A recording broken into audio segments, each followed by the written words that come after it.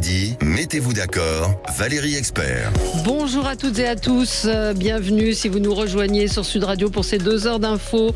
Nous allons commenter cette actualité avec vous. Évidemment, vous avez dû suivre les différentes réactions au discours de politique générale du Premier ministre. D'ailleurs, était-ce bien un discours de politique générale? Suspension de la réforme des retraites. Visiblement, le PS est le grand vainqueur de cette séquence et on va en parler avec Baptiste Desmontiers. Bonjour, vous êtes journaliste, grand reporter. Alex Darmon, qui ne devrait pas tarder à arriver, journaliste politique. Ariane Hamadi, présidente de Kerman Consulting. Bonjour. Bonjour. Et Alexandra Spinner, vous êtes enseignante et déléguée spéciale en charge du décrochage scolaire à la région Île-de-France. Donc, bonjour, le PS grand vainqueur, les macronistes qui avalent des couleuvres. C'est comme ça que c'est perçu ce matin. Les Républicains en miettes. Le PS qui ce matin annonce qu'il reproposera la taxe Zuckman pour la faire adopter par ordonnance. Et puis 14 milliards d'impôts supplémentaires. Appelez-nous 0826 300 300 si vous voulez réagir à ce... Il n'y a pas de mot, c'est ce que Ariane disait ce matin. Je cherchais le mot du jour. C'est comme un burn-out, quoi. Quand vous êtes trop épuisé, il y a un moment où vous n'avez plus la force. Et c'est un peu pareil avec les mots. Non, mais on arrive à un point de crise où, si vous voulez, c'est tellement énorme ce qui se passe, c'est tellement grave aussi, que quel que soit le mot que vous pourriez apposer sur cette réalité, ça passe plus le mur du son. Vous voyez ce que je veux dire ? On est dans un état de surdité associé à un brouhaha ambiant. Ouais. On arrive dans un truc complètement délirant, quoi. Ouais. Moi j'ai croisé Jean-François Aquili, il m'a dit mais quelle catastrophe, chaos, je ne sais pas. Baptiste, vous qualifieriez la situation comment, s'il fallait trouver un mot? Je vais vous raconter une anecdote que vous connaissez, Valérie. Hier, je vous ai envoyé un texto en vous disant j'en peux plus et qu'est-ce que j'ai fait hier soir? J'ai regardé Netflix, j'ai regardé une série parce que j'en ai ras-le-bol de cette série politique dont la fin est systématiquement, chaque épisode est un peu nul. Et donc, alors que je suis passionné par la vie politique, passionné par l'actualité, hier, j'ai regardé une plateforme, j'ai regardé une série, j'ai regardé autre chose. Ouais. Oui, je suis d'accord. Surdité, dans un brouhaha ambiant, ras-le-bol général, dégoût de la classe politique. Moi, je suis assez remonté, en fait, aujourd'hui. Oui, je pense qu'on est ou remonté ou abattu. Moi, j'ai la même anecdote dimanche avec la nomination du gouvernement où Gilles, qui travaille avec moi, qui est dans l'émission Média, m'a envoyé des textos en me disant mais tu regardes pas? Je dis non, je regarde une série. Il me dit quoi? Tu regardes une série? Ouais, j'ai regardé une série. Alors, je vous conseille sur Disney la série sur les disparus de Perpignan, qui est formidable, qui est une série remarquable sur cette affaire qui a mobilisé l'opinion publique. Et donc voilà, c'était plus intéressant que la nomination du gouvernement.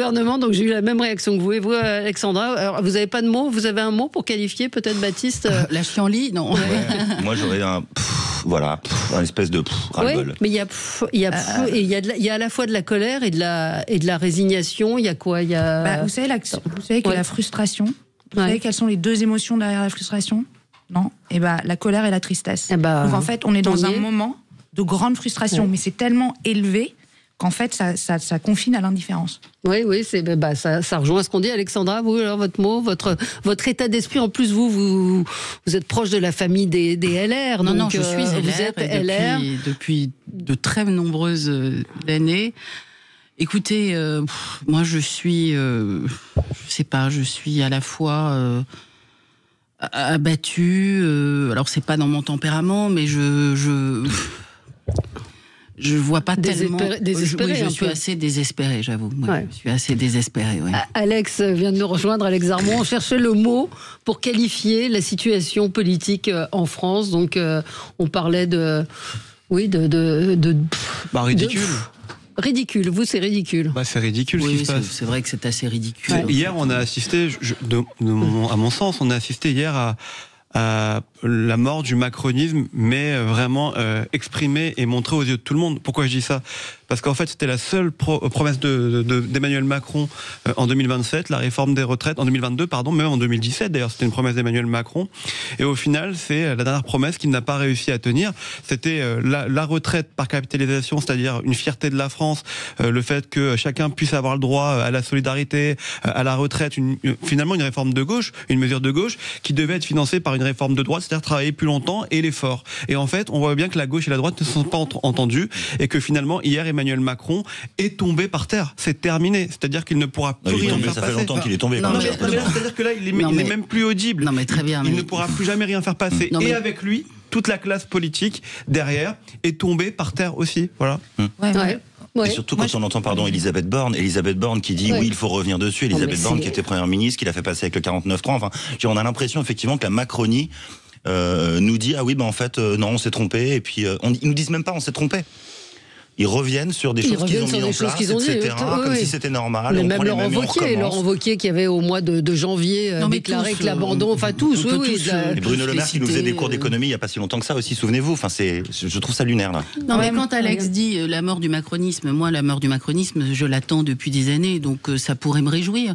Mais le problème, c'est que cette chute, elle entraîne effectivement derrière elle quasiment tous les partis politiques, puisque on voit nombre de responsables politiques se rouler dans la veulerie la plus absolue, et je trouve que c'est assez désespérant de voir tous ces extraits qu'on nous passe maintenant de ces ministres qui ont expliqué que cette réforme des retraites était vitale, et elle est vitale pour notre pays. Accepter finalement de jeter le sort de la France aux orties, quoi. C'est terrible. Ouais. On a Laurent en ligne avec nous. Ah non, Laurent n'est pas encore calé, mais appelez-nous 0826 300 300. Je vais voir, je vois beaucoup de réactions. Une auditrice me dit retournez vous coucher. Oui, c'est ce qu'on avait plus ou moins envie de faire ce matin, pour tout vous dire. Et on a quand même de l'énergie. Marie nous dit moi je vais passer ma retraite à économiser tous les mois pour payer mes impôts. Oui, il y a plusieurs milliers de foyers qui vont aujourd'hui rentrer devoir payer des impôts alors qu'ils n'en payaient pas. Et Laurent est avec nous. Bonjour Laurent. Oui, bonjour. Oui, alors vous nous appelez de Foix. Tout à fait. Dans la ville de Foix. Absolument. Alors racontez-nous un petit peu... Il n'y a plus de marchands de Foix, ils ont démissionné aussi. Il n'y a plus de marchands de Foix dans la ville de Foix. Voilà. Bon, alors vous êtes restaurateur, c'est ça ? Oui, tout à fait. Moi, je suis restaurateur. Disons que j'ai repris une affaire il y a quelques mois de ça. Parce que, à mon âge, à 58 ans, on est considéré comme trop vieux, trop d'expérience. Ouais. Donc, on a repris et j'ai redécouvert les joies du patronat, du petit patronat, on va dire. Ouais. Voilà, et les charges qui augmentent, une situation politique instable qui fait que, forcément, les gens sont sur la retenue. On le voit sur le ticket moyen qui devient de plus en plus faible. Les gens se privent souvent cet été, je l'ai vu, à peu près 35% de moins que les années précédentes. Enfin voilà, et quand on voit les baltringues qu'il y a là-haut, parce que encore baltringue, je pense que je suis gentil, parce que là il n'y a aucun parti pour moi qui tient la route. Pour moi, je sais pas. Vous avez voté pour qui la dernière fois? Honnêtement, pour personne. Ah d'accord, vous n'êtes pas allé voter. Personne. Ah non, si, je suis allé voter. J'ai voté blanc. Parce que, mais actuellement, personne ne m'inspire. Ah oui. Parce que ça soit la droite, que ça soit la gauche, que ça soit l'extrême droite, que ça soit l'extrême gauche, les gens se déchirent entre eux alors qu'on a tous le même problème, pouvoir d'achat, etc. Donc les politiques ont trouvé le moyen de diviser pour mieux régner. Mais actuellement, je ne vois aucun parti qui soit capable de nous sortir de ça. Ouais. On n'a jamais vu ça. C'est pas le cirque Zavataï pourrait prendre l'exemple sur ce gouvernement. Ils ont besoin de renouveler leur spectacle, ils ont qu'à les embaucher, il n'y a pas de problème. Mais c'est vrai. Vous parlez de la réforme des retraites. Vous parlez de la réforme des retraites. Vous m'excuserez, mais je ne sais plus combien de temps un ministre a besoin de cotiser pour avoir droit à une retraite. Et pas la même que la nôtre. Nous, il faut qu'on travaille plus de 40 ans pour avoir droit à une retraite. Et ces gens-là viennent nous donner des leçons en nous disant à nous qu'il faut serrer la ceinture. Ouais. Comment vous voulez que les gens ils aient confiance? Bien sûr. Et en nous disant, on va expliquer aux Français, on entend tout le temps ça, on va expliquer aux Français, comme si les Français étaient des idiots. Oui, comme s'ils ne comprenaient pas. Exactement. Le Premier ministre l'a répété hier en disant une réforme ne peut être acceptée que si elle est bien comprise. Je pense que. Mais ce qui me frappe dans ce que vous dites, Laurent, c'est ce qu'on entend avec nos auditeurs dans toutes les tranches de Sud Radio. Ce sont des commerçants, ce sont des petits entrepreneurs qui sont étranglés et qui ont ont un mal fou entre l'administratif et les différents prélèvements sociaux à vivre. Mais l'administratif, c'est du chinois mélangé avec du javanais, mélangé avec toute la langue que vous voulez. Pour vous donner juste un exemple, ici, on a un boucher, charcutier, traiteur, le meilleur de la région, le meilleur du département. Je vous jure, c'est une institution qui existe depuis pas loin de 100 ans. Et bien là, ils ferment le 1er novembre. Et pourquoi ? Ils n'ont pas trouvé de repreneur. Eh bien, raison économique. Mais Laurent a raison de le rappeler, 6800, on a cette année 6800 défaillances d'entreprises. C'est le plus grand nombre de faillites depuis 2008 ou 2009. Hein. On ne parle jamais de ces petites entreprises qui sont au fond le tissu économique de notre pays et qui sont en train de crever. Et encore, vous, Laurent, dans votre restaurant, vous voyez des gens qui arrivent encore à vivre, c'est-à-dire à profiter de la vie, à aller au restaurant. Vous dites, ils réduisent un petit peu, voilà, ils font attention, ils prennent peut-être pas d'alcool, ils font attention quand ils vont au restaurant. Mais imaginez ceux qui n'arrivent même plus à manger correctement. Moi, par exemple, j'ai vu des militants la semaine dernière qui m'expliquaient que la barquette d'œufs, enfin, quand on achète des œufs, la boîte d'œufs. La boîte d'œufs, non mais c'est des barquettes de 30 qui étaient passées de 3 € à 7 €. Et que donc, on consommait moins d'œufs et moins de... On en est là, c'est-à-dire que les Français n'arrivent plus à vivre correctement et nous, on leur offre ce spectacle... qui relève du cirque, comme vous l'avez dit, Laurent. Et un auditeur vous dit Zavata porte plainte pour concurrence déloyale. Voilà. on se retrouve pour continuer de commenter cette actualité politique et on vous attend au 0826 300 300. On aimerait connaître votre état d'esprit. Est-ce que vous comprenez ce qui se passe chez les LR où il y a visiblement une scission? On va parler également des socialistes qui ont réussi. Et effectivement, c'est ce que disait Laurence Saillet hier. Visiblement, ça a été dealé avant tout ça. À tout de suite.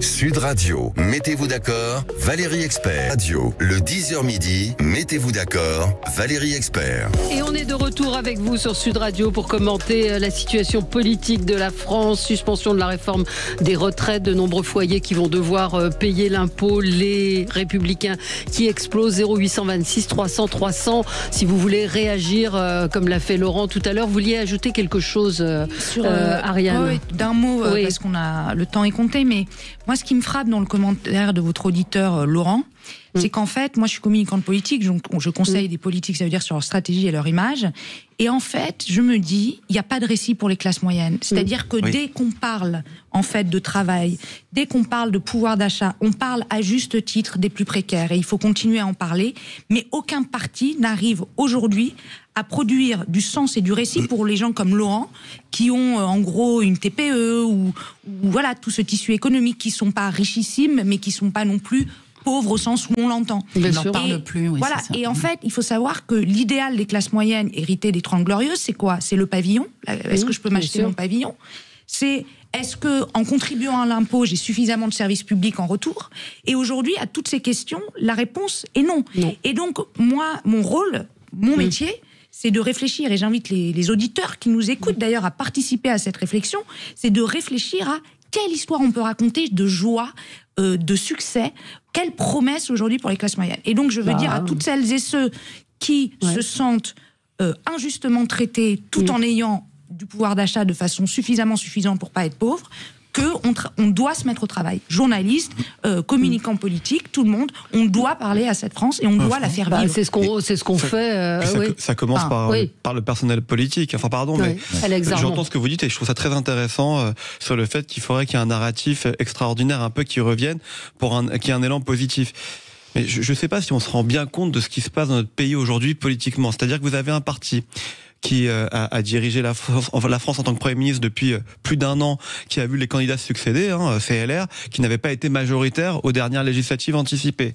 Hier, vous avez un parti qui a fait 2% Ouais. 2%, même pas 2% d'ailleurs, je crois. C'est 1,5% avec Anne Hidalgo à l'élection présidentielle et qui a dicté, entre guillemets, sa loi au Parlement en retirant la réforme des retraites. Et ce matin, chez vos confrères d'RTL, vous avez un ancien président de la République, François Hollande, qui déclare que l'élection présidentielle doit être un grand moment de clarification autour de la réforme des retraites et que ça sera le thème de campagne de 2027. Mais pardon, ça me fait rire. Ça a été le thème de campagne en 2017, ça a été le thème de campagne en 2022. Les Français ont choisi. Il faut quand même dire une chose aux Français, c'est qu'aujourd'hui, on est les derniers à partir à la retraite en Europe. On est dans les 3 derniers. Avec la nouvelle réforme, on était dans les 3 derniers. Aujourd'hui, en revenant en arrière, on va être les derniers à partir à la retraite. Et on a le système le plus avantageux d'Europe, pour ne pas dire du monde, en termes de répartition des retraites. Et en fait, on essaie de nous faire croire aujourd'hui que le coût de l'incertitude était plus important que cette réforme qu'on nous a vendue depuis des années.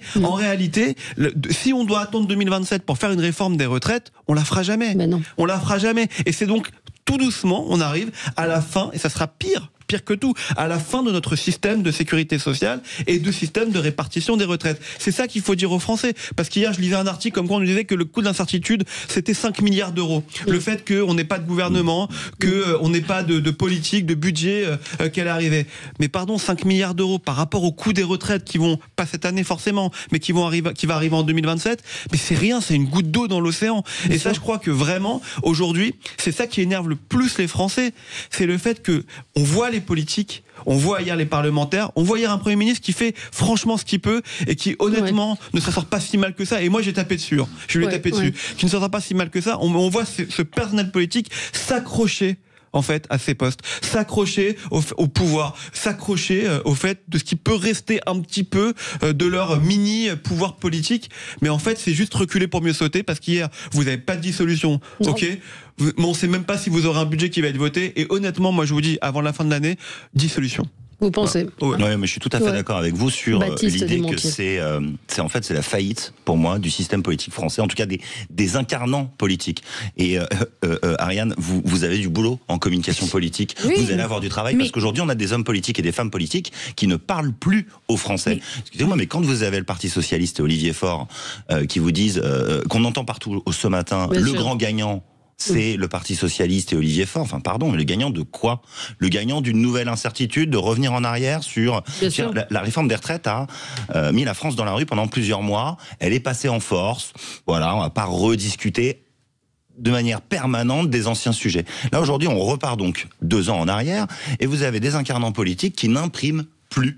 Pardon, Olivier Faure n'imprime pas. Chez les LR, on ne sait pas qui est là.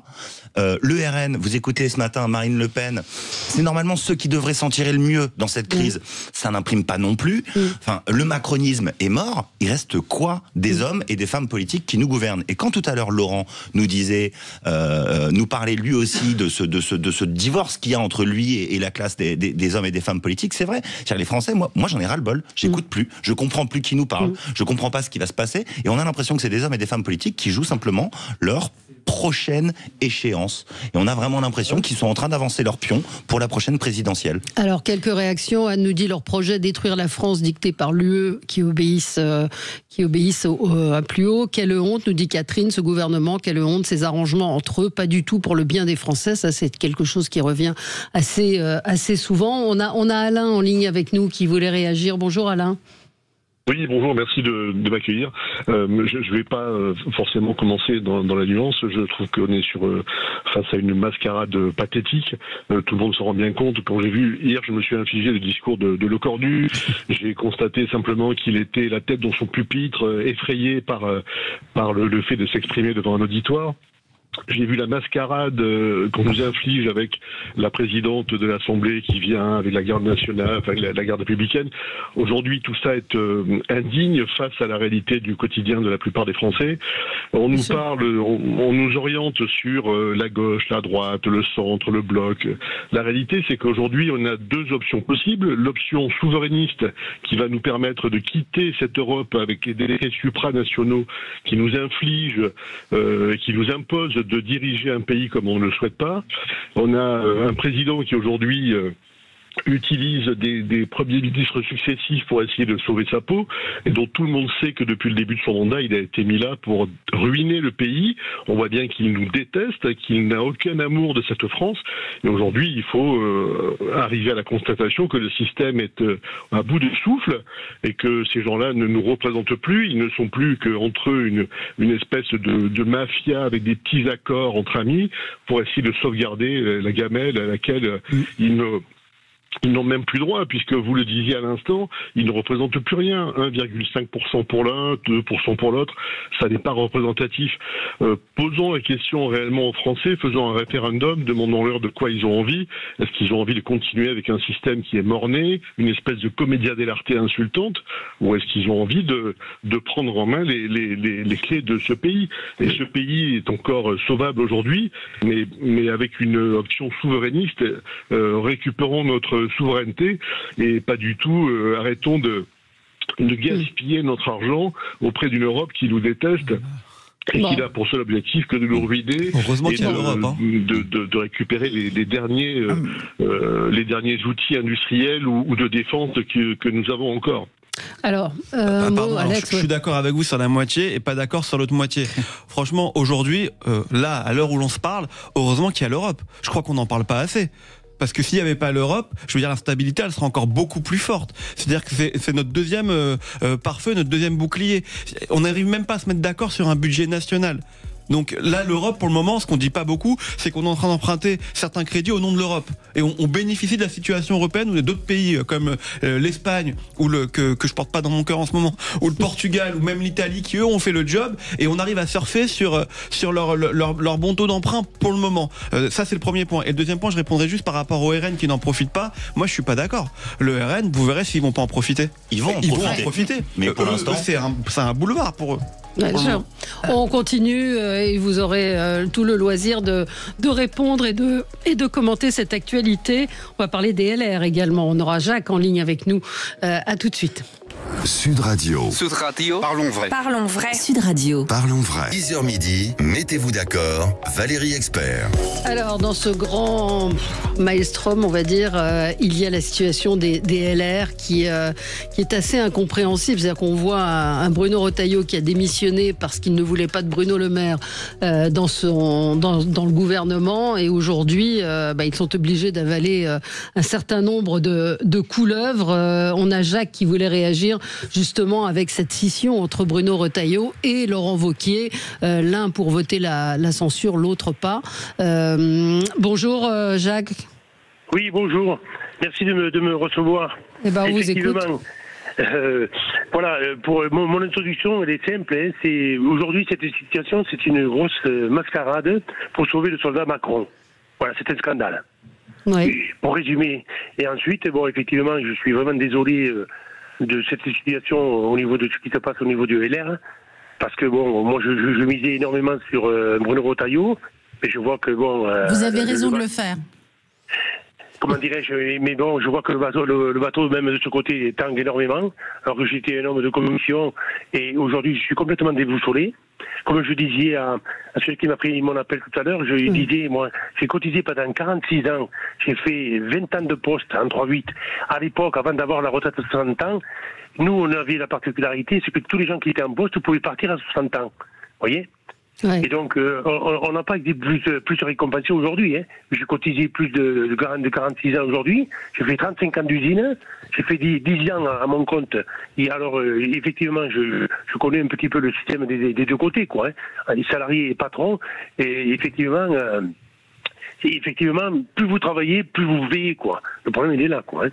Oui, mais vous, par rapport aux Républicains, vous avez suivi le discours de Laurent Wauquiez hier à l'Assemblée, ou en tout cas vous avez... Oui. Enfin, pour moi, ça a été du grand n'importe quoi. Ça a été vraiment un spectacle navrant, désolant, quoi. Effectivement, moi, j'ai pas écouté le discours de, comment on appelle, de Bruno Retailleau, mais il n'y était pas, Bruno Retailleau, c'était que les chefs...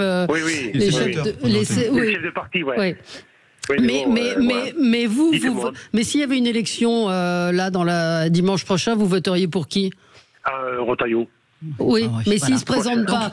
Mais si, il se présentera. Enfin, on l'espère en tout cas. Mais vous voterez toujours LR, c'est ce que je veux dire. Oui, mais ma ligne ne changerait pas. Mais si jamais il n'y a pas Bruno Retailleau, et en fonction de qui y aura en face, je voterai, comme l'auditeur précédent, je voterai peut-être blanc. Hein. Et même, voilà, c'est ce qui m'est jamais arrivé. J'ai 68 ans aujourd'hui, donc voilà quoi. Jacques. Merci Jacques. Merci Jacques. Alors Alexandra Spinner va vous répondre. Elle est LR elle-même. Je suis LR aussi, Jacques. Merci pour votre témoignage. Je crois que vous avez raison. Nous sommes 75% et bien plus pour ceux qui n'auraient pas participé au vote à considérer que la ligne de Bruno Retailleau est la bonne. Je pense que effectivement, il fallait pas participer à ce gouvernement. Il ne fallait pas participer à ce que tous vos auditeurs qui se sont exprimés jusque-là ont appelé une mascarade. Et je pense que nous avons raison de cette position de rupture totale avec le macronisme qui, je le rappelle, a commencé par la traîtrise et fini dans une espèce de naufrage général. Donc oui, il faut tenir bon, il faut tenir ferme et je crois vraiment que la ligne politique de Bruno Retailleau est la bonne. Voilà, nous devons nous démarquer complètement. Mais donc ça veut dire quoi? Voter la censure si vous étiez moi je voterai évidemment la censure, évidemment. Mais évidemment, on ne peut pas vis-à-vis des Français expliquer que deux discours non mais ça n'est pas possible. Je veux dire, on ne peut pas se discréditer à ce point-là. On ne peut pas expliquer aux Français que la réforme des retraites est vitale et puis considérer que tout ça n'a pas d'importance pour que quelques députés restent en place parce que la réalité c'est ça, c'est qu'ils ont peur de l'élection. Ils ont peur d'aller se représenter et c'est la raison pour laquelle ils s'accrochent désespérément à leur mandat. Et je trouve que c'est dommage et je pense que Bruno Retailleau a eu raison. Moi, je veux dire un truc par rapport à LR qui n'est pas juste sur la question de la ligne ou pas qu'il faut avoir. On a un truc qui se passe en ce moment qui est très particulier, et pour LR et pour la gauche d'ailleurs, c'est qu'ils sont face à des conflits de loyauté et à la suspicion du traître. Quand vous faites rentrer en politique la suspicion du traître et de la trahison, c'est très très compliqué pour vos électeurs en réalité. Et là, ce qui se passe, c'est qu'en gros, du côté du PS, on a LFI qui dit social traître, et au sein de LR, on a, alors c'est pas social traître, mais c'est en gros LR traître. Et ça... Moi, je n'ai pas prononcé... J'ai dit que la trahison, c'était la base du macronisme. Je n'ai pas parlé des LR, attention. Non, mais ce que j'explique, c'est que les clivages à l'intérieur de LR et du PS vont dire, en gros... Est-ce qu'on est un parti d'opposition ou est-ce qu'on est un parti qui, de l'intérieur aussi, peut amener une opposition? Et ça, c'est très compliqué pour des partis historiques qui se retrouvent dans une situation, et c'est ce que vous décriviez, où en fait, il y a un conflit de loyauté entre la base et les bureaux, et aussi un conflit de loyauté entre les chefs de parti eux-mêmes. Et ça, c'est extrêmement difficile comme ligne de crête en termes stratégiques à tenir. Et c'est vraiment, voilà, c'est ça que je voulais juste ajouter. Non, mais moi, je suis content pour vous, Alexandra, que Jacques dise qu'il puisse voter encore Bruno Retailleau. Je m'attendais à ce qu'il réponde. On a des militants formidables. C'est plutôt bon signe, parce que je pense que le reste de la France, à part Alexandra et Jacques, aujourd'hui sur le plateau, je suis pas sûr, je rigole bien entendu, je ne suis pas sûr qu'ils aillent voter Bruno Retailleau. Objectivement, je pense qu'il a tout perdu, Bruno Retailleau, dans cette séquence. Mais je ne le crois pas. Très bien, moi je vais expliquer pourquoi. Vous savez, il faut voir à long terme. Bien évidemment. Bien évidemment, mais moi je vais voir à long terme avec vous, et vous avez raison. Pourquoi je pense qu'il a tout perdu? C'est parce que quand vous êtes un homme d'État, que vous dites que vous rentrez au gouvernement à 20h et qu'à 21h30 vous en êtes sorti pour une question de personne, alors qu'il suffisait de demander le départ de la personne en question, et je pense qu'elle lui aurait été accordée cette demande. Vous n'êtes pas, à mon sens, un homme qui peut faire peser sur ses épaules les responsabilités de l'État. Et je vais aller plus loin. C'est que quand je dis qu'il a tout perdu, c'est qu'avec cette décision, en plus, il a quand même été pendant 1 an au gouvernement avant, donc il va quand même porter une partie du bilan sur ce qui a été fait avant. Et objectivement, je pense pas aujourd'hui qu'on puisse dire, parce qu'il faut du temps en politique, vous l'avez dit, que sur cette année, il a réussi à capitaliser son entrée au gouvernement. Il n'a pas eu de résultat, Bruno Retailleau. Il n'a pas eu de résultat probant, en tout cas, qui puisse dire, il va manquer en tant que ministre de l'Intérieur. Il lui fallait encore du temps, et c'est logique. Et donc, moi, je pense que en prenant cette décision, hâtive, rapidement comme ça dans la nuit, pour répondre à une partie de son état-major LR, il a fait une erreur politique. Il a fait une erreur politique. Et aujourd'hui, tout a implosé de l'intérieur. Quand vous voyez qu'un élu comme David Lisnard, qui est président de l'Association des maires de France, ça va compter dans les semaines et dans les mois qui viennent, dit qu'il va, et menace en disant qu'il va quitter les LR.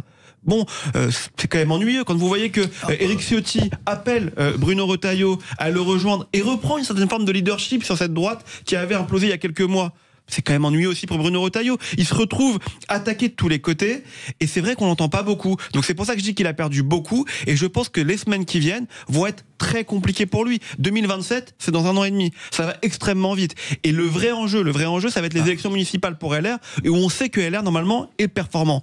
On verra en avril prochain. Baptiste, sur la situation des LR. Alors sans faire la fête à Bruno, non, pas sur les LR uniquement, mais je trouve effectivement qu'en fait on est tous en train de... Je me demande s'il y a que moi qui pense ça. On est encore en train de parler des politiques. Ouais. On est en train de parler de ces petits problèmes d'appareil politique. Et en fait, pardon, hein, c'est pas pour décrédibiliser notre débat, mais c'est qu'en fait on parle pas des Français. En fait, en réalité aujourd'hui, vous avez des hommes et des femmes politiques qui sont en train de mener des petits calculs électoraux en vue des prochaines élections. Si, on parle des Français, parce qu'il y a combien 25 000 foyers qui vont rentrer dans l'impôt. On va avoir des baisses de la sécurité sociale. Le vrai sujet aujourd'hui, c'est pas tant la mascarade de la vie politique que les augmentations d'impôts, les suppressions de certaines niches fiscales et les problèmes auxquels il va falloir que la classe politique fasse face, mais il va falloir qu'on ait des hommes et des femmes politiques qui soient un petit peu aux affaires et pas à leurs affaires. Et ça, moi, je trouve que c'est un vrai problème. Précisément, mais c'est précisément le cas de Bruno Retailleau qui s'est posé en chef de parti, qui a défini une ligne stratégique pour notre famille politique, qui n'a pas pensé à ses intérêts personnels et qui a choisi de quitter un gouvernement... Mais il n'a pas fait l'opposé. Écoutez, on peut pas rentrer dans un gouvernement dont on réprouve 99% du programme. À un moment, si vous avez un chef de gouvernement qui ne respecte pas sa parole, qui considère que faire rentrer Monsieur le maire, qui porte la responsabilité de l'effondrement de notre pays... Mais dans ce cas-là, on ne part pas. Je suis tout à fait d'accord avec ce que disait Alex Darmon. Dans ce cas-là, on ne part pas, on essaye de peser et on se dit je suis aux affaires. Mais le deal de départ n'a pas été respecté. C'est la raison pour laquelle M. Retailleau est parti. Mais moi, je trouve que sur Bruno Retailleau, mais ça aurait été la même chose si on avait eu Olivier Faure en Premier ministre en cohabitation. Il y a un vrai sujet, c'est est-ce que je casse le système de l'intérieur ou à l'extérieur en étant avec ma liberté de pensée et de parole. Mais dans ce cas-là, ce que ça veut dire, c'est que j'ai moins de pouvoir et d'exposition médiatique tout court. Moi, franchement, je suis d'accord avec ce que vous disiez sur la question des Français. Moi, à un moment donné, les Français, moi, je pense qu'il y a un gros changement, et ça, c'est un changement majeur, c'est qu'il y a eu un moment en politique, globalement, où les Français pouvaient se dire que, s'ils étaient dans la merde, s'il y avait un coup du sort, quelque chose, une maladie, le chômage, ils pouvaient se reposer sur l'État. Cette fiction ne marche plus. Ensuite, ils se sont dit, si j'ai un coup du sort, si je suis dans la merde, s'il se passe quelque chose, et ben du coup, aujourd'hui, je peux me reposer que sur mes proches et moi-même. Et ça, ce sentiment de détresse et de sensation que la classe politique ne peut plus les aider est un truc absolument terrible. Et moi, je crois que la dernière chose, c'est qu'on a un président de la République. Le président de la République, c'est l'image toujours de celui qui tient la rampe, qui aujourd'hui est perçu comme vulnérable et défaillant. Et ça, c'est très difficile. Il a lâché complètement la rampe. Mais c'est très difficile dans les imaginaires et l'inconscient des gens. Parce que si le président de la République n'est pas celui...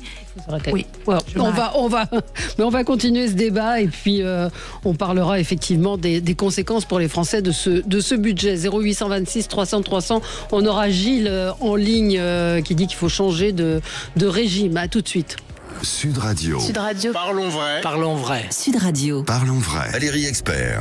On a perdu notre auditeur, mais vous êtes les bienvenus. 0826 300 300 si vous voulez réagir à la situation politique. On a entendu l'énorme rupture qu'il y a entre les Français et les politiques et les conséquences, parce qu'il va y avoir des conséquences sur cette...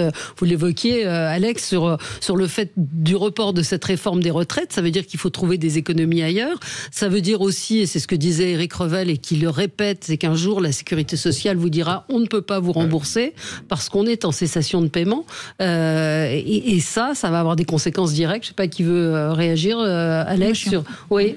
je suis en partie d'accord. Je pense quand même qu'il y a une chose, c'est que la raison pour laquelle le PS a choisi la suspension de la réforme des retraites comme objet de rapport de force, c'est aussi parce qu'elle était impopulaire au niveau des Français. C'est-à-dire que on peut après analyser si c'est bien ou mal, si en termes purement techniques, mais la vérité, c'est qu'il y a quand même une crispation hyper forte autour de la retraite des seniors. Donc c'est pas complet. Voilà, je préfère quand même le rappeler, c'est qu'au niveau des Français, c'est pas un sujet non négligeable et c'est pas quelque chose dont ils se fichent totalement. Donc cette suspension de la réforme des retraites, au niveau de l'opinion publique, elle est plutôt demandée que refusée. Je suis pas d'accord. Mais non, mais pas du tout. Je suis complètement en désaccord. J'entends ce que vous dites, mais je suis pas d'accord pour deux raisons. C'est que souvent, on dit que les Français sont pas d'accord avec cette réforme parce que la manifestation et les cris dans la rue. Oui, c'est important, mais c'est pas que la manifestation, c'est des sondages. Non, mais au-delà des sondages, il y a eu une élection présidentielle.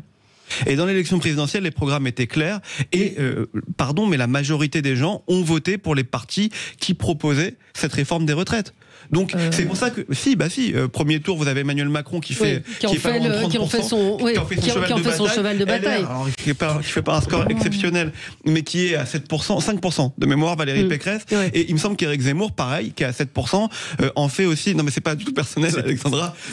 Alex, nous en parlons en antenne. Non, mais ce que je veux dire, c'est que c'était majoritaire dans l'opinion publique et au second tour, Emmanuel Macron gagne l'élection présidentielle. Oui, mais dans un contexte. En tout cas, dans un contexte particulier. Juste Alex, pour te répondre sur ce point-là, je pense quand même, peut-être que tu nous parles d'un score lointain. En tout cas, les idées de LR sont majoritaires dans notre pays. Et ça il faut c'est voir certain. Mais j'entends ce que vous dites, je comprends. Ce que les Français vont comprendre, parce que la réforme des retraites, effectivement, de pénibilité, de carrière longue, etc., c'est quand même des sujets qui intéressent et qui concernent beaucoup de nos concitoyens. Mais quand on va leur dire, et je vois le bandeau de BFM qui dit tout le monde va payer, je pense que les Français, quand ils vont se réveiller et qu'ils vont comprendre que oui, il y aura peut-être des économies, mais il va y avoir aussi beaucoup d'impôts parce que la vraie question, quelle est la question de ce budget, en fait, au fond? C'est qui paye? Qui va payer? Les Français ont deux questions. Qui paye? Qui est responsable? Donc, sur la question du paiement, on s'est attaqué dans ce budget à ce qui était devenu un tabou, c'est-à-dire les impôts. On n'arrivait plus aujourd'hui à avoir un discours qui puisse, rassurer les Français sur le ras-le-bol fiscal qui est énorme. Le ras-le-bol fiscal, c'est...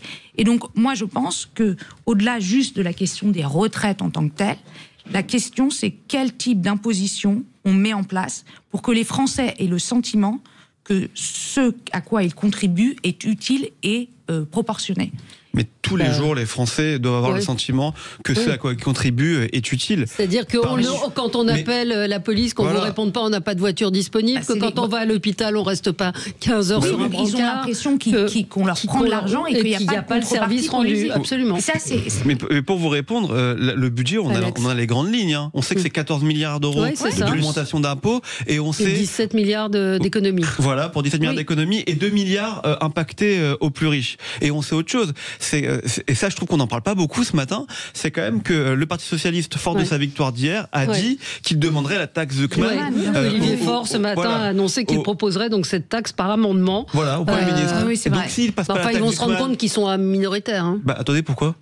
Je sais pas pourquoi le RN ne voterait pas pour la taxe Zuckman, puiqu'il dit depuis des mois que il faut que les riches payent plus. Ils ont dit qu'ils voteraient pas. Ils ont dit qu'ils ne voteraient pas la taxe Zuckman. Non, mais LFI peut la voter. LFI peut la voter, les écologistes peuvent la voter, et le bloc central peut aussi, pourquoi pas, la voter. Et puis il y a aussi une dernière chose. Voilà, ça a tellement vite 24 heures aujourd'hui dans notre pays. Et il y a aussi une autre chose qu'on oublie, c'est que pour le moment, le gouvernement n'est pas sûr d'être maintenu, parce que demain, c'est demain le vote de censure. Et je viens de vous le dire, 24 heures dans notre pays, c'est énorme aujourd'hui, et quand vous voyez que certains députés socialistes annoncent hier soir qu'ils voteront la censure, moi je pense qu'on n'est pas à l'abri que certains députés LR demain votent aussi la censure. Et PS. voilà. Hier, on avait, il y a des gens qui circulent dans le studio, des PS nous ont dit en off, qu'il y en a plein qui vont voter la censure. qu'ils allaient voter l'assurance. Pour l'instant. Là, ils sont pas très à mon avis, les LR, on n'est pas au bout de nos surprises. Il y en a qui vont voter il est permis d'espérer, et j'espère que les députés LR feront preuve de responsabilité. Donc, hausse de la fiscalité pour les plus aisés, suppression de 23 niches fiscales, gel du barème de l'impôt, gel des prestations sociales, gel des salaires des fonctionnaires, 3000 postes de fonctionnaires suspendus, retraite, un abattement de 10% remplacé par une somme forfaitaire de 2000 €. Ça va changer, ça va impacter la vie des Français. Oui, le quotidien. Vous avez vu le détail, Valérie, des niches fiscales qui sont supprimées. Enfin, ça va impacter le quotidien de qui? Excusez-moi, je lis. Exonération de l'impôt sur le revenu du traitement attaché à la Légion d'honneur, à la médaille militaire, à la médaille du travail. Il y a des niches fiscales, excusez-moi. Qui sont aberrantes. Je pense que c'est des toutes petites choses. Moi, je voudrais dire un truc aujourd'hui qui est peut-être pas très populaire dans notre corporation de journalistes. Il va falloir que tout le monde passe à la caisse. Les plus riches, évidemment, mais il va falloir que tout le monde passe à la caisse. Nous, les journalistes, on a une niche fiscale. On n'en parle pas souvent. On a un abattement fiscal de 7 650 €. Alors c'est sur l'assiette, c'est pas 7 650 € d'impôt en moins, mais on retire 7 650 € de notre revenu annuel. Donc si vous êtes imposé à 10%, ce qui est vraiment pas beaucoup, ça fait 700 balles, 700 € par an que vous payez en moins. Excusez-moi, c'est pas justifié.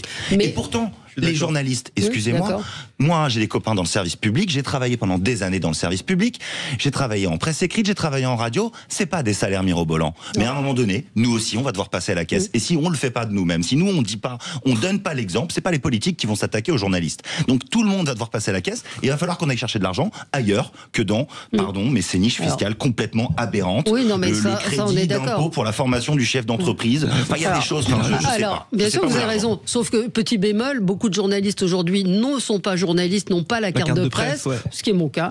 Et donc, on n'a pas d'abonnement. Vous ne savez pas que l'abattement fiscal n'est pas lié à l'obtention de la carte de presse? Ah bon, non, je savais pas. Il faut juste justifier. Voilà, Valérie, vous avez raté l'occasion de... Mais c'est bien, vous n'avez pas le faire. Ça. Non, je ne fais pas. Non, absolument. Alexandre est en ligne avec nous. Bonjour, Alexandre. Bonjour, je vous remercie de prendre mon appel. Vous nous appelez de Rodez. Tout à fait, exactement. Alors, j'ai pris là, je suis entre deux rendez-vous parce que je suis commerçant et artisan à la fois. Dans quel secteur? En Aveyron. Oui, mais dans quel secteur vous intervenez, artisan?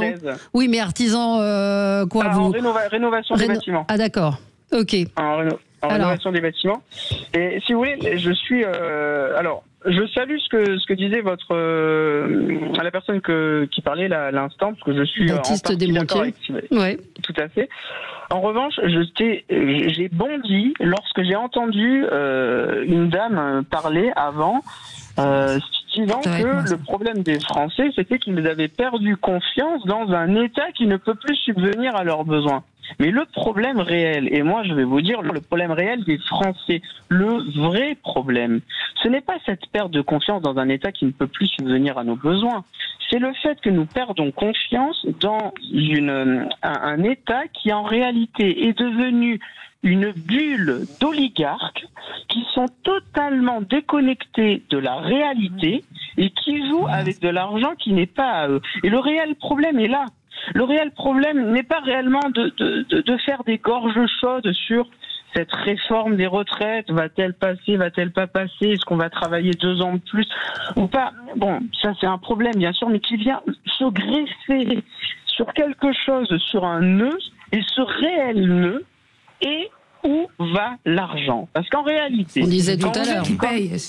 Non, mais qui paye? Mais parce que, disons les choses, appelons un chat un chat. Aujourd'hui, une personne comme moi, mais comme la plupart des entrepreneurs avec qui je travaille, paye environ 65% d'impôts quand on fait tout dans la balance. C'est-à-dire qu'il va gagner, je fais très simple, il va gagner 100 € sur 100 € qui est facturé. Il va avoir dans sa poche pour pouvoir vivre, lui, 35 €. Et vous pouvez faire le calcul dans tous les sens que vous voulez une fois que vous avez payé vos charges et l'imposition fiscale, ce sera comme ça. Et le réel problème, il est là. Il faut arrêter de faire des gorges chaudes sur oui, alors on va faire on va recommander tous les bouts de chandelle, Non, mais il faut arrêter là. Mais il faut faire quoi alors? Vous feriez quoi, vous, si vous étiez Premier ministre? Mais là, alors si j'étais Premier ministre, je donnerais un bon coup de pied dans la fourmilière en disant bon déjà, maintenant on met carte sur table. Tous les énarques qui jouent avec de l'argent qui n'est pas à eux et qui n'ont strictement pas conscience du monde dans lequel ils vivent, déjà eux, on fait à la Javier Milei, ça dégage. Maintenant, on met au pouvoir des gens qui ont du bon sens. On interviewait chez Perico Légas un monsieur qui parlait du bon sens paysan. Maintenant, on parle du bon sens. Bah oui, c'est effectivement le mot, peut-être, ce sera peut-être le mot du jour, le bon sens. Merci Alexandre d'être intervenu. On se retrouve dans un instant et on va voir vos coups de cœur et vos coups de gueule dans un instant. À tout de suite. Sud Radio, mettez-vous d'accord, Valérie Expert. Et on est ensemble avec vous jusqu'à midi, 11h30, les débats avec Gilles Gansman. Nous aurons j'ai dit quoi? Les débats? Non, les médias, oui. Les médias, et nous aurons la présidente de France 5 qui sera avec nous. Pour commenter l'actualité, Baptiste Desmontiers, journaliste grand reporter, Alex Darmon, journaliste politique. On vous retrouve sur votre chaîne Les Indécis, qui est sur YouTube. Ariane Amadi, présidente de Kerman Consulting, et Alexandra Spiner, enseignante et déléguée spéciale en charge du décrochage scolaire à la région Île-de-France. On va passer à vos coups de cœur et vos coups de gueule, ce qui a retenu votre attention dans l'actualité. Restons sur la politique avec vous, Alexandra. Oui, mon coup de gueule, c'est le nouveau ministre du Travail et des Solidarités qui s'est fendu d'une expression qui m'a beaucoup choquée.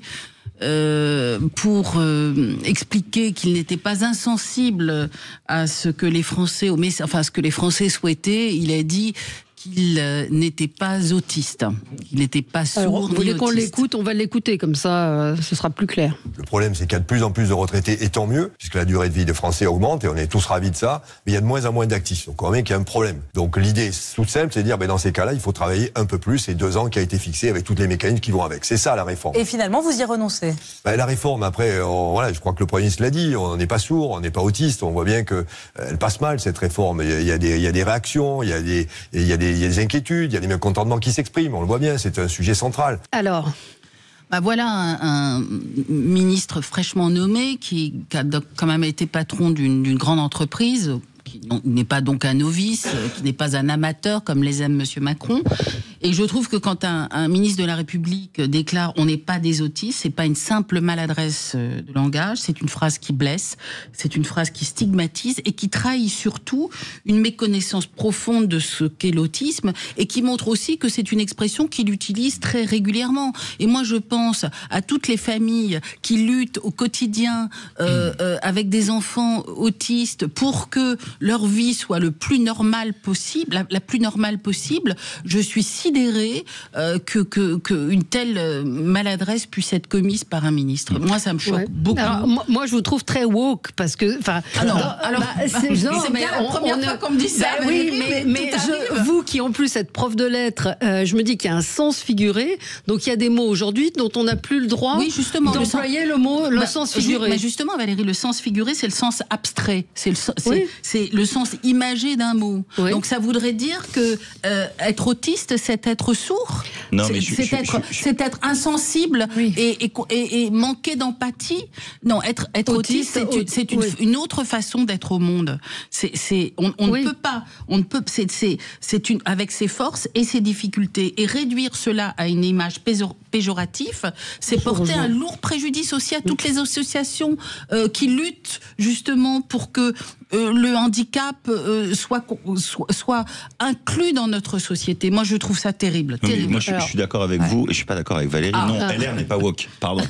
Rétablissons la vérité. LR est tout sauf woke. En revanche, effectivement, il y a des abus de langage. Il y a des termes qu'on peut plus employer aujourd'hui.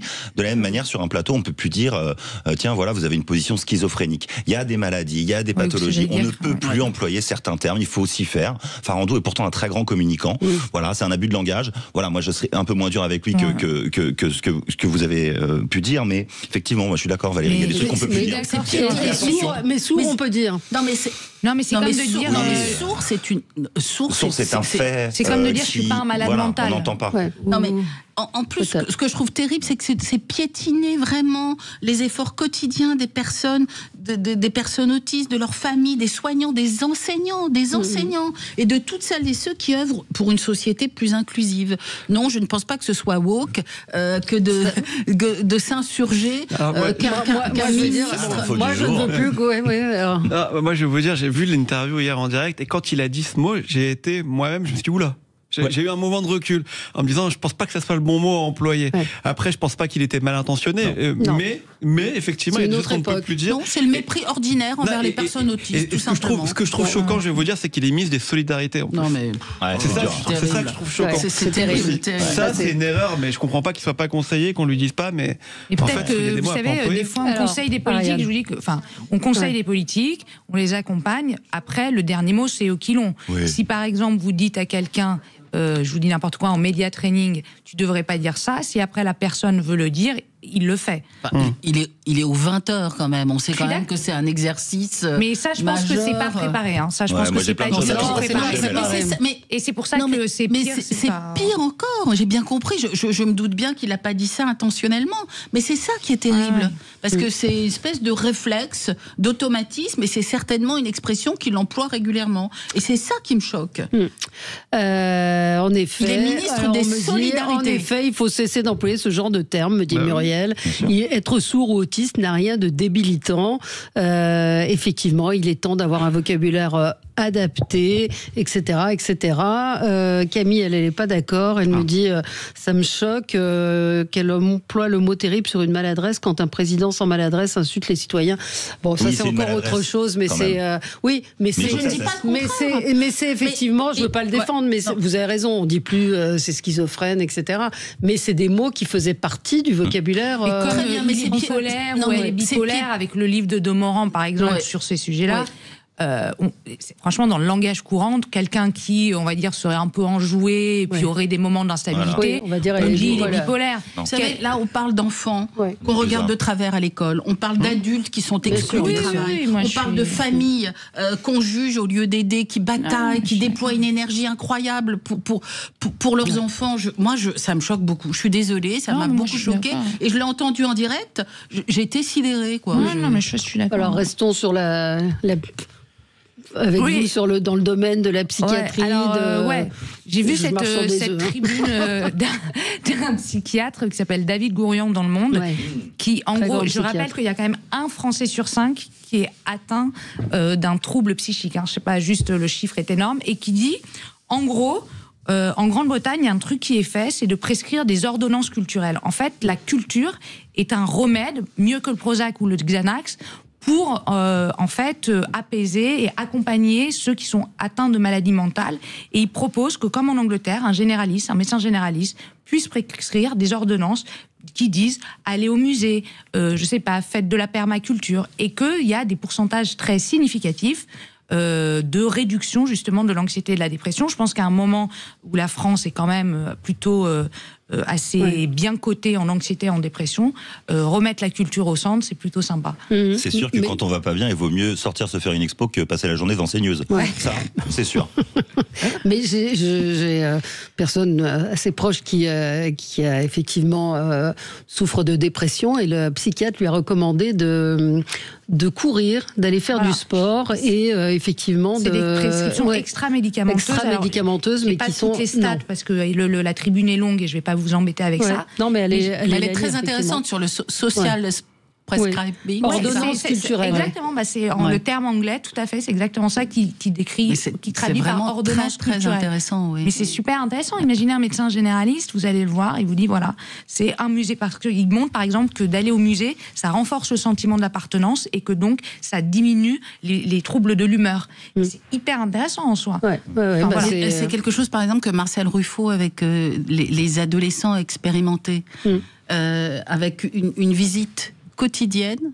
Il a fait l'expérience, je crois, sur une quinzaine de jours, une visite quotidienne dans un espace culturel.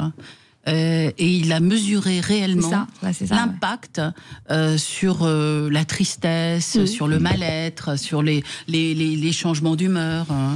C'est vrai que c'est intéressant. Donc, c'est à lire dans Le Monde. Et David Gourion est un grand Marcel Ruffo, c'est vraiment des éminents spécialistes très portés sur les adolescents et la santé mentale. Ils sont formidables. Baptiste, alors on va peut-être marquer une toute petite pause et on se retrouve avec votre coup de gueule qui concerne Jean-Luc Mélenchon. Étonnant. Sud Radio, mettez-vous d'accord, Valérie Expert. Et on est ensemble avec vous jusqu'à 11h30 pour les débats. Une réaction d'une auditrice qui me dit parce que vous avez envie de sortir quand vous êtes en vraie dépression. Vous avez précisé qu'il y a différents niveaux de dépression. Et effectivement. Non, mais que c'est pas d'ailleurs que la culture, mais ça peut être aussi regarder un film chez soi. Lire un livre. On en parlait en début d'émission. Mais attention, je précise quand même que cette tribune, quand vous êtes en dépression sévère et mélancolique, ça ne s'adresse évidemment que il faut souvent un traitement parce que aller au musée ne suffira pas. Enfin, évidemment. Lisez la tribune, lisez cette tribune. C'est vraiment intéressant. Baptiste, coup de gueule. Oui, mon coup de gueule. Alors vous aurez compris, si vous nous écoutez depuis 10 heures, vous aurez compris que moi j'en ai un petit peu ras-le-bol de la classe politique actuelle. Mon coup de gueule, c'est contre Jean-Luc Mélenchon, lundi, interviewé dans la matinale de France Inter par Benjamin Duhamel. Je l'ai trouvé d'une outrance, d'une vulgarité, d'une violence verbale. Vous voulez qu'on l'écoute peut-être? Écoutons-le. Rien de neuf sous le soleil, si je puis me permettre. Non, mais il y a un moment ras-le-bol. Il y a un moment ras-le-bol de ça. Sur cette antenne, mais simplement, je constate qu'à la question le Hamas doit-il déposer les armes ou pas, qui est une question assez simple, vous n'y répondez pas. Mais pardon, monsieur, vous ne m'avez pas posé cette question. Vous m'avez demandé s'il devait être démilitarisé. Oui. Je viens de vous répondre, je ne souhaite pas qu'il y ait de conflit. Bien, écoutez, vous tirez la conclusion que vous voulez, on la connaissait d'avance. C'est de m'assimiler au Hamas parce que c'est ce que vous faites depuis 2 ans. Bon, c'est pas forcément cet extrait-là. C'était pas cet extrait-là, mais l'accumulation, si vous voulez, des réactions de Jean-Luc Mélenchon. Taisez-vous, laissez-moi parler, vous savez, etc.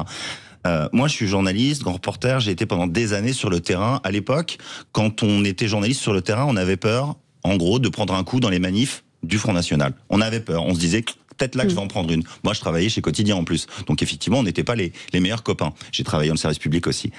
Ça fait plusieurs années que je me dis que ça peut être aussi dans des manifs LFistes parce que le chef de file des LFI, Jean-Luc Mélenchon, a une manière d'insulter, de créer les conditions il est extrêmement violent avec les journalistes, il insulte régulièrement et ça fait des années. Et voilà, moi je trouve que c'est pas du niveau d'un homme politique comme Jean-Luc Mélenchon et surtout, voilà, c'est dégueulasse. Benjamin Duhamel a fait son travail très correctement, il a fait son interview très correctement et dès le début, en fait, on a l'impression que Jean-Luc Mélenchon était là pour en découdre. Et moi j'en ai un peu ras le bol. C'est de l'intimidation. C'est de l'intimidation et je me demande, alors je ne sais pas, je l'ai jamais interviewé. Absolument, c'est la vraie question. Oui, mais non, mais je crois qu'il ne faut plus l'inviter. Mais Benjamin Duhamel lui a répondu. À un moment, il lui a dit mais taisez-vous. Non, il lui a dit baissez. Non, il lui a dit baissez d'un ton, un truc comme ça. Mais admirable ou pas, est-ce qu'il y a un moment où on lui dit pas? Et pendant la présidentielle dernière, c'est la même chose. Je me souviens de lui arrivant sur un plateau de France Télévisions avec Anne-Sophie Lapix, si je me souviens bien. Ses premiers mots étaient tout de suite pour dire voilà, vous n'êtes pas carré, vous n'êtes pas machin, vous êtes partiaux, vous êtes, vous avez un parti pris, etc. Il arrive systématiquement, il attaque le journaliste avant de déposer ses idées sur la table. Oui. La stratégie du chaos. Oui, non, mais c'est... Ouais, et puis les journalistes, il y a un truc quand même de fond assez inquiétant, de rejet et de critique populaire sur... Absolument, mais il joue là-dessus, évidemment. Et ça, pour le coup, c'est pas que Jean-Luc Mélenchon, mais ça doit nous inquiéter tous. De la même manière, en fait, aujourd'hui, vous voulez être politique ou journaliste, bon courage, parce que c'est pas là où vous allez recueillir une popularité maximale. Et ça, c'est un problème quand même. Effectivement, et c'est ça que je voulais dire, je l'ai dit un peu maladroitement, mais quand j'étais aux États-Unis, dans les meetings de Donald Trump, il faisait bouh la presse, bouh les journalistes. Il y avait une vraie rancœur, une vraie violence vis-à-vis des journalistes. Je l'ai vécu dans les meetings du Front National à l'époque. Voilà, journaliste, c'est pas un métier toujours facile. C'est pas et je trouve que un homme politique qui insulte un journaliste, c'est vraiment bas de gamme. Alors, Thomas, un auditeur me dit les journalistes ne sont pas tendres avec Mélenchon non plus. On est d'accord et je pense que on a le droit à la critique et Jean-Luc Mélenchon aussi a le droit de répondre ou de se défendre. Sauf que la manière dont il le fait n'est pas admissible humainement. Vous oubliez le droit d'honneur qu'il a fait à la fin de l'interview. Oui, et le droit d'honneur qu'il fait en sortant du studio. Voilà, exactement. Non, mais c'est tout sauf l'élégance. Pardon, mais je crois que évidemment vous mettez tout le monde d'accord avec votre coup de gueule. Juste pour rebondir sur ce que disait Ariane à l'instant, moi je crois précisément que le sujet sur lequel nous devons travailler, les responsables politiques, c'est justement la capacité à recréer du lien avec les Français. C'est voilà l'enjeu majeur des années à venir pour que notre pays aille mieux, pour créer de l'apaisement dans la société. C'est véritablement de créer du lien, et je crois que la réussite des prochains gouvernements, elle est tributaire elle sera tributaire de sa capacité à créer du lien avec les Français. Ouais. Une info qui personnellement me réjouit, mais qui ne va pas réjouir un certain nombre de nos auditeurs, c'est la sanction infligée à Didier Raoult, sanction symbolique, mais il est interdit d'exercer la médecine. C'est symbolique parce qu'il était à la retraite. Néanmoins, ça veut dire quelque chose. Et effectivement, le Conseil d'État hier a retoqué son pourvoi formé contre sa sanction à 2 ans d'interdiction. Donc, il exerçait encore la médecine ? Non, c'est ce que je dis. Il était. Est-ce qu'il a... Oui, bien sûr. Non, c'est... donc voilà, je trouve qu'il y a quand même des choses... Allez lire quand même, pour ceux qui sont des Raoultolâtres, allez lire quand même c'est un petit peu, ça tient un peu de ça. Moi, je suis d'accord avec vous, je suis un avis aussi. Moi, je suis pas une Raoultolâtre, comme vous dites, Valérie, mais je me réjouis pas, non, que... Si, parce que je pense qu'il a fait énormément de mal, il en a refait il n'y a pas très longtemps. Tant de médecins ont tant de mal pendant la séquence du Covid. On a vu des médecins venir sur les plateaux dire tout et n'importe quoi. Je crois qu'on est tous très heureux d'avoir pu refermer cette séquence qui a été vraiment terrible, je trouve, pour notre pays et pour les médecins. Moi, je trouve que la crédibilité des médecins a été vraiment entachée par la période du Covid, où on a vu des gens dire tout et n'importe quoi. Oui, enfin, lui, on a dit particulièrement plus que les autres, et il a fait n'importe quoi. Et il a fait n'importe quoi. Je ne défends pas monsieur mais il a monsieur contribué à la défiance face à la vaccination, et ça, c'est impardonnable. Et il va pouvoir trouver un job facilement aux États-Unis auprès de Donald Trump qui voulait traiter le Covid avec de l'eau de Javel. Si exactement. Bon. Et les rayons UV. Ariane, un avis ? Non. Moi, franchement, honnêtement, je suis assez d'accord avec ce que vous dites. Bon, Didier Raoult, on n'aime pas. Moi, je trouve quand même qu'à un moment donné, il a fait, comme vous le disiez, énormément de mal, franchement, à la médecine, et qu'il a quand même abouti à quelque chose qui était qu'à la fin, on disait la vraie science, il ne faut pas la croire. Oui, c'est ça. Moi, à un moment, toute personne qui conduit à ce genre de réflexion chez les gens, et pas forcément celle que je valoriserais en premier, honnêtement. C'est pas moi qui juge, Stéphane, un auditeur m'interroge, c'est pas moi qui juge un médecin, c'est le Conseil de l'Ordre, et c'est la justice qui a décidé qu'il avait dénigré et fait du mal. Bref, Alex, votre coup de cœur ? Moi, alors c'est un coup de cœur. D'abord, permettez-moi d'avoir une pensée pour les 2 otages qui sont retenus encore en Iran, Cécile Colère et Jacques Paris. Et on peut penser aussi à Boualem Samsal qui fête aujourd'hui ses 81 ans. Boualem Samsal et aussi le journaliste de SoFoot, SoPresse, dont on parle très peu, Christophe Glaise. J'ai une pensée pour ces otages retenus en Iran, parce qu'hier, ils ont été jugés avec des sanctions de 6 et 9 ans. C'est pas qui a 6 ans, qui a 9 ans. Ils doivent être échangés. Le Quai d'Orsay nous avait promis qu'ils seraient échangés avec une prisonnière iranienne en France qui avait été jugée pour apologie du terrorisme et slogan anti-israélien. Et on n'a pas de réaction de la part du Quai d'Orsay. Donc voilà, moi je voulais juste penser à eux ce matin. Et aussi, voilà, un coup de cœur, c'est pour un des otages israéliens qui a été libéré donc lundi, lors de la journée de lundi, qui s'appelle Avinatan Or. Et vous savez, c'était celui qu'on avait vu avec Noa Argamani, qui avait été, elle, libérée par les soldats israéliens au mois de, je crois, octobre 2024, ou un petit peu plus tôt.